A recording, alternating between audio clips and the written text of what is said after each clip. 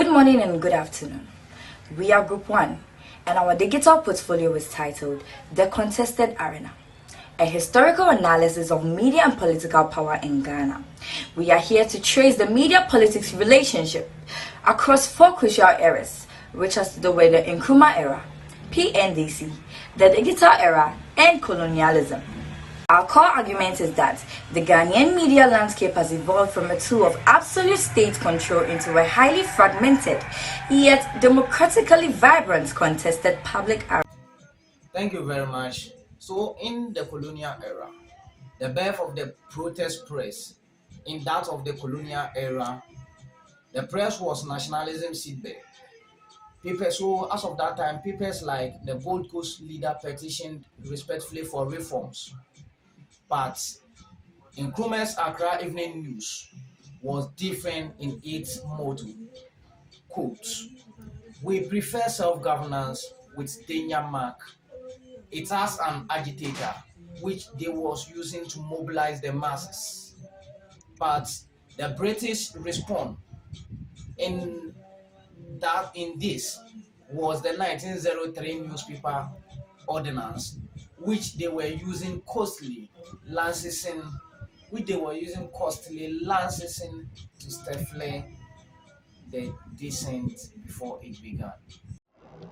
After 1957, independence's hero became the state's captive. Nkrumah's government saw independent media as a threat. The silencing of the Ashanti pioneer in 1962 sent a clear message. The 1963 criminal libel law was the ultimate tool making defamation, a crime with prison time, institutionalizing fear and transforming the liberator into an authoritarian. Okay, so thank you very much, Mercy.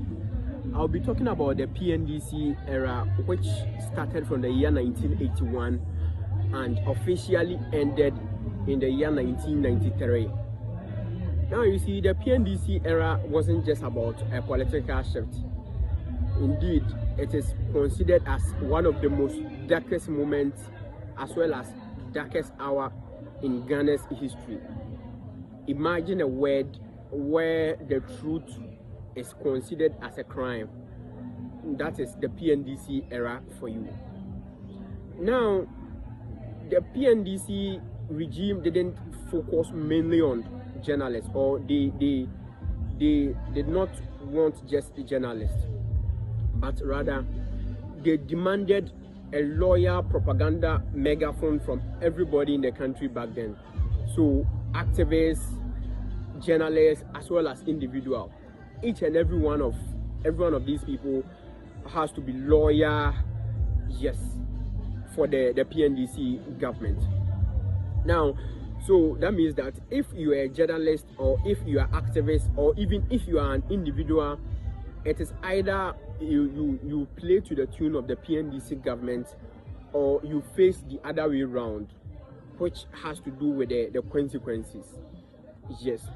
And all these things I'm saying, it's not something fictional. It wasn't just a threat, but that is the harsh reality on the grounds. Now, journalists like John Kublenu wasn't just silenced by the PNDC government. Indeed, he was murdered by the PNDC government. And mind you that for the PNDC government, silencing and murdering journalists as well as individuals wasn't just a surprise, or it did not come out of the blue, but rather they sat down and calculate that kind of tactics. Yes, so it was a calculated tactics they designed to send a chilling message to every newspaper and every newsroom in the country back then, that if you are a newspaper and you speak up against the PNDC government, they will come after you. So in order for you to enjoy your peace at a will, you have to keep quiet, or you should be silenced, or you should keep mute, so that you can enjoy the peace. Other than that, they will come after you if you try to speak up or say anything bad against the PNDC government.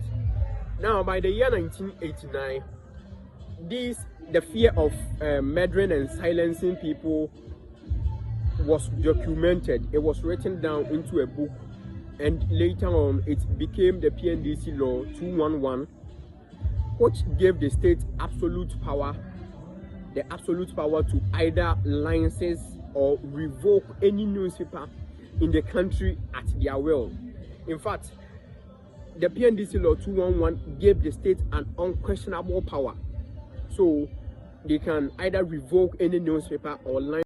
So talking about the digital age, we are saying that the 1992 Constitution was a reset, guaranteeing media's freedom in Article 162.